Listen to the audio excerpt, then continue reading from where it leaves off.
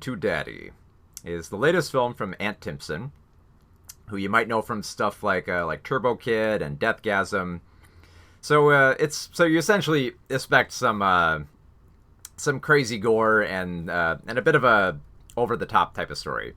But I was kind of surprised how Come to Daddy is kind of a like it's a very surreal thriller, I would say, but it's a thriller that feels just a little bit grounded, so that when it does go giddy and violent and crazy and twisty, it feels a little bit progressive. Like like there's a build up to it instead of just like something like Turbo Kid that just throws all the craziness at us at once.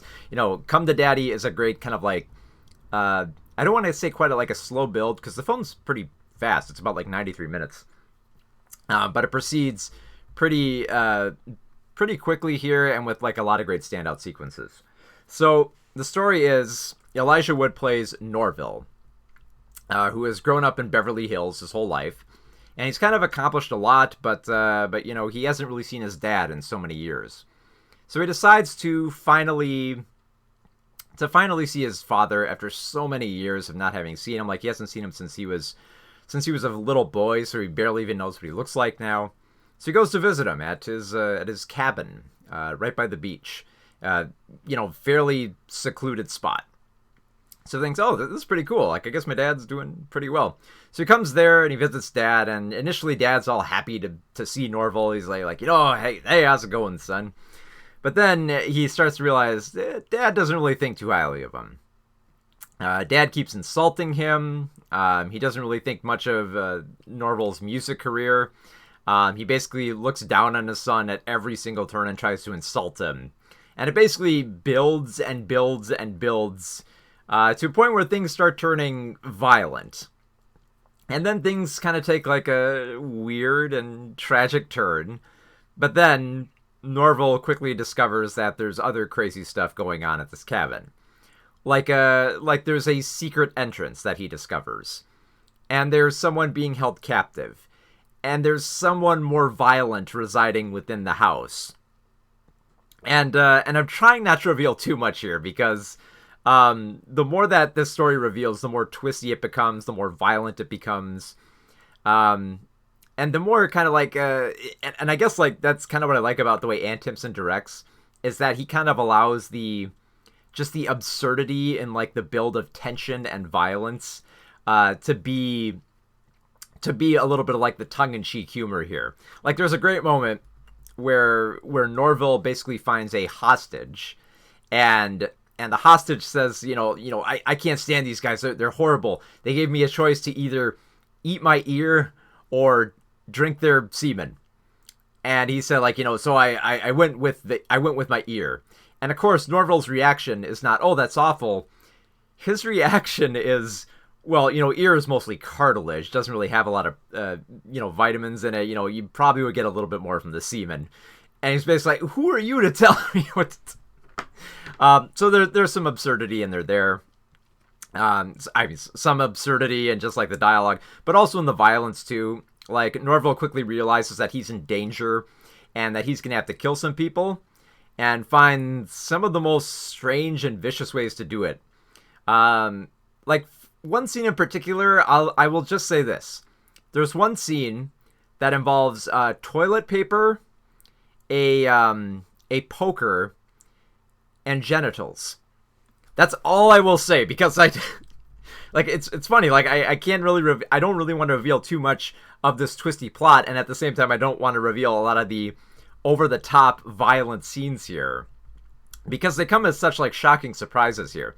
Because within something like Turbo Kid or Deathgasm, if you've seen those types of films, you kind of see those types of like kills coming. I mean, like Deathgasm like quickly builds up to zombies that are gonna come and eat people, and Turbo Kid quickly led into brutal battle royale showdowns where eventually he's gonna have to kill the villain in some way. Come to Daddy just kind of comes off surprisingly, because it starts off as just like a slow build thriller, father and son trying to connect. It's not going well. It gets worse. It gets violent.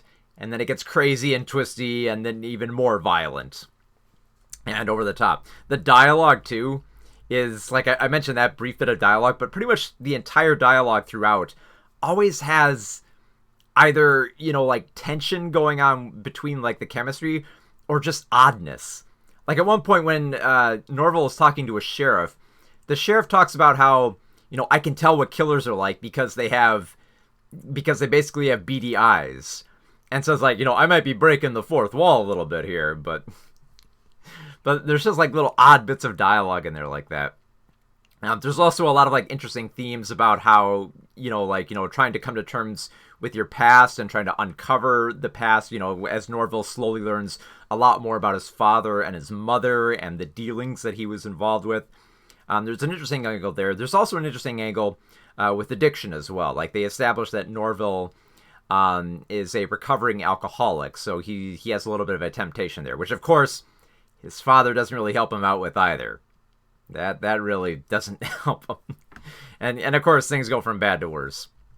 So it's a very bizarre film, and I appreciate it. The thing is, I feel like because of its slow burn, in a way, at least for its first act, I feel like because it slowly mounts on the craziness, I feel like it kind of peaks somewhere in the middle for how bizarre it becomes. Like there came a moment around the third act when I was kind of like, there's still a lot of like twists going on here, and there's still some crazy gore and violence, but I feel like it's not as surprising now because it feels like we kind of expect it now at this point. Like when eventually Norval gets to the final person he's got to kill, it feels like his kill is bizarre and it's strange, but it doesn't really feel as much surreal as it does with the other kills that have happened so far.